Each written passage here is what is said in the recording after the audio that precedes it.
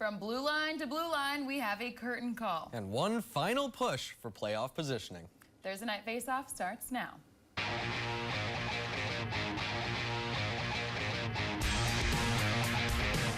Hello and welcome to the final week of Thursday Night Faceoff. Thanks for joining us. I'm Alexis Bass. Oh, how sweet it is. Yeah, I'm Daniel Chiarelli. Don't cry because it's over, Bass. Smile because it happened. I really don't want this to end, but that only means the section playoffs are right around the corner. It also means the treasure hunt for your chunky peanut butter continues tonight, and I'm hungry already. All right, so let's get right to it. The Hunters traveling up the hill in their classic maroon and gold threads tonight, going to the top of the hill to take on the Hilltoppers. We start in the first. Ethan Sacco flies down the right wing all the way below the faceoff dot before he feeds Odin Brunette, who snipes one home. Shout out to his dad, one of the biggest Duluth Marshall fans in town. Toppers go up 1-0, and just a few minutes after that, loose puck in the zone finds the tape of Sam Barry, who puts it top shelf, where for the final time I keep my chunky peanut butter. Not the final time. Marshall doubles the damage to 2-0. This game could have gotten out of hand if it wasn't for Denfeld's goalie Liam Fish, looking like Clayton Knapp out there making that unreal save. But the Toppers came in waves. Kyler Black keeps it in the zone, and Black also puts it top shelf where Mrs. Chiarelli keeps the cookie jar.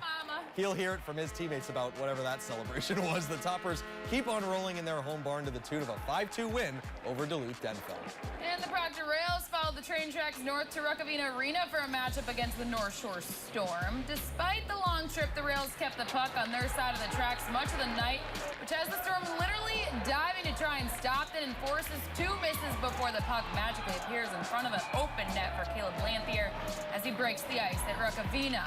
Now, Avery must have watched Brecken Ross get the goal the night last week. He tries to top it with a 360 no-scope, but Max Drench with the stretch to stop all the Warriors play. Moving to the final minutes of the first, the Rails look like San Antonio's first shot misses, but the Proctor Magician returns, leaves this one for the big Tanner Ross for his 16th of the season. They take a 2-0 lead in the second period, and they claim the Storm winning 5-2. Well, big hoss Tanner Ross, I love it. Back to Mars Arena from earlier this week. Both of those winning teams now facing off in a cross-class battle. We begin in the first period, of course. Marshall's Rilo Height sends it too far right. Bennett rock, paper, scissors doesn't shoot. Instead, he finds Height again, who this time's on target. The Toppers once again strike first. Jumping to the second, Toppers on top 2-0. Now on the penalty kill, 10 seconds in. Rails Austin Bryant blows a tire. Benson Peterson swoops in and wins that one-on-one battle. Make it 3-0 for Marshall. Still in the second, puck gets lost, but not for Braden Hanula. Top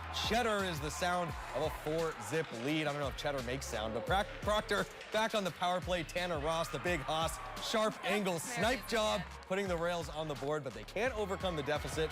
Marshall wins this one as well. Same score as earlier tonight, 5-2. Deja vu, we love it. Rewinding from the other night over at Westman for Veterans Night. Both teams uniting at center ice to display our country's flag. It's superior in their insane threads. Major props to whoever signed those. The visitors of the Hibbing Chisholm Blue Jackets. And it did take long for them to strike first. On the power play, Tate Swanson with a drop back feed to Isaiah Hildenbrand, who saw Swanson's vision and made it come to life for the 1-0 score. Another power play here in the first, and a little slow-mo version of tic-tac-toe, and between the legs to cement goal number 2. That's Ethan Sandoval, Cole Swanson, and Jace Kamsla getting the job done there on special teams. And then Ben Galley comes around the corner boards to take the shot. Kamsla gets the tip in for the 3-0 ball game here after the first frame. But don't blink or you'll miss this. Kellen Ilsner gives Kamsla the wide open net. What a sequence. It's 4-0 Blue Jackets. Now the freshman making noise again. Cole Swanson all alone, 5-hole, and it's 5-0. The Iron Rangers scoring ways continue through the rest to get the 7-0 shutout victory in Superior. But we stay at Westman, where the night after was Yellow Jackets time, taking on the 4th consecutive top-ranked opponent. This one, the number 12 Blue Golds from Eau Claire. We jump back into Westman, where the Blue Golds already found the back of the net, and where Yellow Jacket Anna Molson is getting peppered all over, but standing tall. Blue Golds on another power play here in the first. Drop back pass. That shot creates all sorts of chaos. But look who's over it. All over it. Molson keeping the Jackets all locked up. 1-0 after one. From the top of the blue line here in the second, Blue Golds on a 5-on-3 power play. Their units scheming up, playing catch down low. Lauren Bollinger as pretty as it gets. Eau Claire doubles their lead 2-0. Despite the Jackets' efforts in the final frame, the visitors head back to Eau Claire with a 3-1 win at Westman. And this week marks the official start to high school girls hockey playoffs in the state of Minnesota. Tonight over in Section 7 AA quarterfinals, the Duluth Northern Stars season came to a close at the hands of the Forest Lake Rangers 3-1.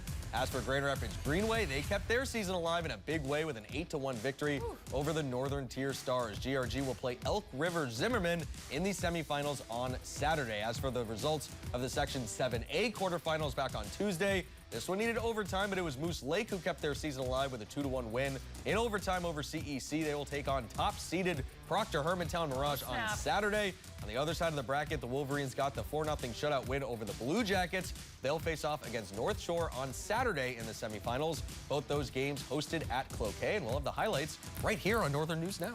Yeah, so it really isn't all, but the final week of Block 1 of TNF